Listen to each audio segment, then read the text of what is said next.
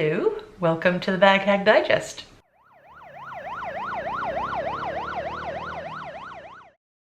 Hello beautiful bag lovers. I have a confession to make. I'm not just a bag hag, I'm a frag hag.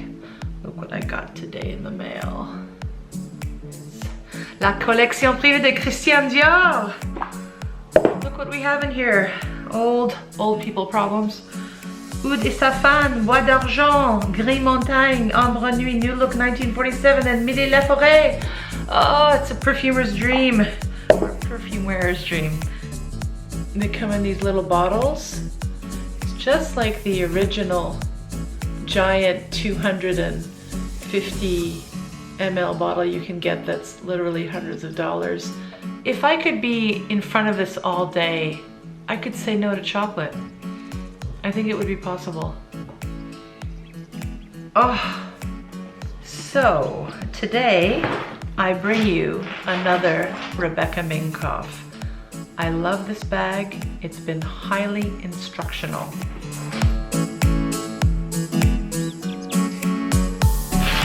I think it's stunning. Obviously highly influenced by the boy bag from Chanel, and actually that's part of the reason I bought it. I wanted to see if that kind of bag was up my alley, and aesthetically it very much is, but I'm not using it. And that's why I put it on the market some time ago. And just yesterday, this bag sold and I have to get rid of it. And I'm actually feeling some remorse and regret. I love this. And it was much cheaper than a Chanel boy bag, that's for sure. This, originally, a few years ago, I got the standard size Love bag. This is called the Love crossbody or shoulder bag. And I got it because, of course, it was just beautiful. But the size didn't work for me for two reasons. A, these bags are bigger than they can hold. So it's the opposite of what I want practically in a bag. I want a bag that looks small, that can hold a lot. But these bags look big, but they can't hold that much. So that's one minus point. And the same can be said of the Chanel boy bags. The second thing with the smaller one is that it, as a okay, plane just went by there, it's gone.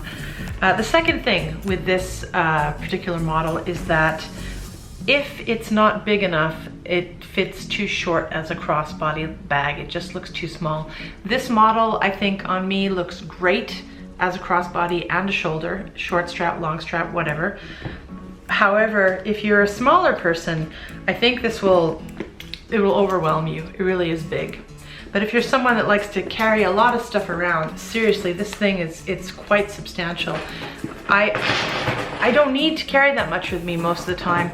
If I do need a lot of stuff, I'll tend to use my tote bag or my Louis Vuitton Speedy, which are amazing in terms of what they can hold. My tote bag is also, I haven't introduced that one to you. I have a not a Neverfull. I have a totally bag, a GM size, which is amazing. It's incredible how much it can fit and still be lightweight. This one is also lightweight. Usually I dress uber casually, and I like having a more structured formal bag because it dresses up or pulls together an outfit a lot better than if you were to wear a more casual bag with casual clothes and you just look too casual. For me at work, I'm lucky in my work environment I don't have to dress too formally, so I don't, because I don't like dressing formally. But I do like to look, well, fashion I don't really care about, but style I do. And this bag has it in spades, that's for sure. You can even use it as a clutch if you remove the straps totally. Very versatile. Now I have some issues with Rebecca Minkoff in general. The hardware on Rebecca Minkoff is substantial and the design is beautiful. However, I'm going to tell you about this in another video, but be careful what kind of hardware you get when you buy Rebecca Minkoff bags, because this is not high-end luxury chain material we're talking here. It looks like it when you first buy it, but if you have it a few years, not so much. What's fantastic about this is the huge pocket in the back. I mean, you could fit papers in here, let alone your phone. You could probably fit what could you fit in there? Could you fit an iPad or a tablet rather? You could fit a small tablet, I think. It's got it's got a magnetic closure with no buttons, which I love. It's the perfect structure because it's smushy, not too structured, and yet it keeps its shape. Every year, Rebecca Minkoff has a different lining with her bags. This particular one is black and black, which I like, and just I don't even know if you can see it, but it's kind of it's a very subtle geographic texture print. I don't like her other cotton prints. This is more of a, what is it? It's a synthetic fabric, which I prefer. It seems a lot hardier than just a cotton one. And as per usual, the Rebecca Minkoff bags, there is a zippered pocket, a small slide section for a card, and 2 larger sections, and a massive space in the middle. This bag is enormous. Just like any flat bag, you have to deal with opening it and closing it, opening it and closing it. And I prefer ultimately flat bags to be a little bit shorter if they're gonna be flaps, so you can get in and out of them. You know, this is more aesthetically pleasing, but having a zipper at the top of your bag is a lot more functional and practical. Another thing that happens sometimes is I do this. I accidentally put my Rebecca Minkoff Love clasps in the wrong section, and then the whole thing becomes crooked. So I have to make sure I look down at it when I'm closing the clasp. It's not bad when you get used to the habit. Who's another designer that does this? Oh yeah, Proenza Schooler. That brand also has a similar looking kind of clasp. It's very modern. It's definitely more distinctive. Definitely not Chanel, which I like, because I don't like bags that just look too much like Chanel with the same clasp. If it's gonna look like that, it should be a Chanel, in my opinion. I don't like it pretending to be something it's not. I mean, this is obviously boy-esque, but it's still got Rebecca Minkoff's stamp on it. You know it's her bag if you know Rebecca Minkoff. When you're thinking about buying a high-end luxury brand bag that's gonna cost you, you know, $2,000+ in the case of Chanel, a lot more, you want to make sure that it's the bag for you. So in those situations, I think it's good to find alternative brands that have the same shape and style, to try them out to see if they really are your cup of tea.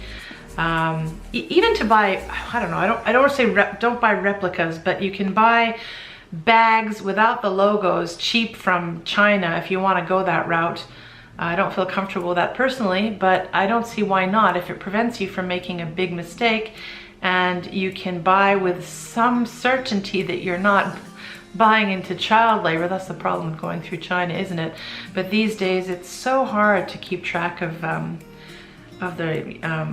loop of production. Even with high-end designer bags, I'm never confident as to what goes on in these products. It's one of the reasons I like to buy secondhand, is they're already made, they're already out there. You're not contributing to consumerism directly anyway. I even think it's better than buying ethical brands. Just buy stuff used. It's a step above. I mean, no, better still, don't buy it all, but let's be realistic here. The good thing is that I'm breaking even, if not maybe making a few pennies from selling it, because these are harder to find now. And also, I can get money for another purchase that I might use more. I'm not really, I guess, a sentimental person when it comes to stuff. If I'm attached to something and it brings back memories, it does do that for me too. But I'm not afraid to let things go. I'm a bag hag, but I'm not a bag hoarder. I'll take a photo of it. Yeah, photos are best, because then you can look back on and go, oh, I remember that bag, it was so great, la da da, don't have it anymore, but too bad. You know, at the end of the day, this is just a bag. This is not a person. So if, you know, there's no need to hold on to these things, especially in this day and age. There's a whole movement towards minimalism, and I don't think I'll ever be a minimalist. It depends how you define the term, mind you. But I don't feel the need to have 1,000 handbags and, you know, attach a memory to it, which prevents me from making my life a lot easier by getting rid of things. I'm sad to get rid of this. I do regret that I put it up for sale right now, but after it's gone, I'll forget about it. So that is my Geoprint Jumbo Love bag by Rebecca Minkoff. Very beautiful, very stunning bag that can be worn multiple ways, long on your shoulder, short on your shoulder, medium on your shoulder, crossbody, and even as a clutch, although this particular model is a bit too big for a clutch. Goodbye, Rebecca. I'll miss you. And I'll miss you too. See you in the next video.